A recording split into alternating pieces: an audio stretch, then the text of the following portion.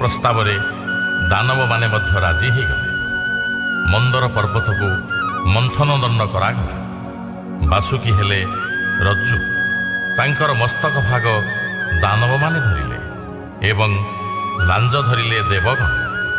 କିନ୍ତୁ ସମୁଦ୍ର ଗର୍ଭରେ ଦୃଢ଼ ଭୂମି ନଥିବାରୁ ମନ୍ଦର ପର୍ବତ ଘୂରି ପାରିଲା ନାହିଁ। ଅନ୍ୟ ଉପାୟ ନ ଦେଖି ମୋ ଶରୀରରୁ ମୁଁ ଜାତ କଲି କୁର୍ମ।